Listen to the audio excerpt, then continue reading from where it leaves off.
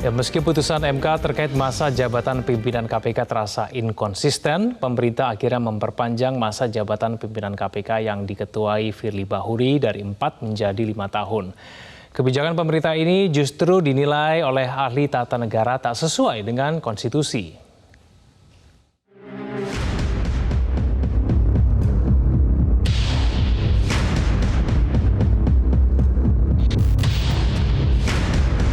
Pemerintah akhirnya menetapkan masa jabatan pimpinan Komisi Pemberantasan Korupsi di bawah komando Firly Bahuri CS diperpanjang hingga akhir tahun 2024. Kebijakan itu merujuk pada putusan Mahkamah Konstitusi terkait uji materi masa jabatan pimpinan KPK dari 4 menjadi 5 tahun. Menteri Koordinator Bidang Politik, Hukum, dan Keamanan Mahfud MD mengaku pihaknya sudah memperhatikan perdebatan di antara ahli hukum tata negara. Pemerintah sendiri tidak sepakat terkait sejumlah hal dalam putusan MK yang memperpanjang masa jabatan pimpinan lembaga anti rasuah itu. Pasalnya MK dinilai tidak konsisten, namun pemerintah memilih tunduk kepada konstitusi.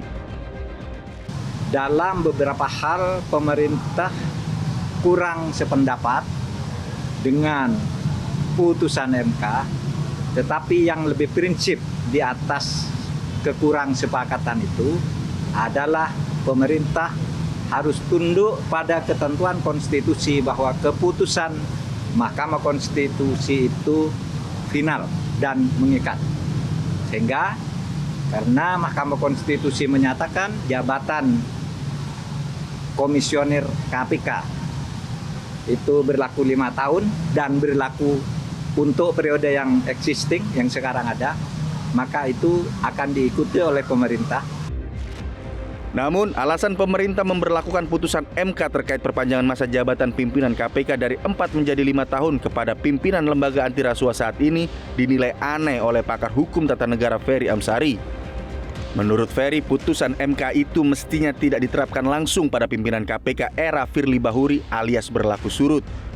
Sikap pemerintah ini membuat kecurigaan adanya kepentingan politik istana untuk cawe-cawe di Pilpres 2024. Nah, kalau memang mematuhi putusan MK dengan prinsip-prinsip yang ada di dalamnya, mestinya tidak diperpanjang langsung kepada pimpinan KPK saat ini, karena itu sama saja memberlakukan surut hukum. Secara ketatanegaraan, yang itu maknanya juga secara konstitusi, tidak boleh hukum itu diberlakukan surut.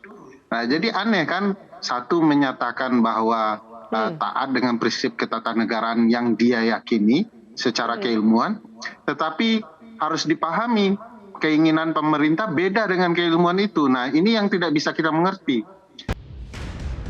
Kecurigaan putusan MK terkait perpanjangan masa jabatan pimpinan KPK yang merupakan pesanan istana juga dirasakan mantan Wakil Ketua KPK Saud Situmorang.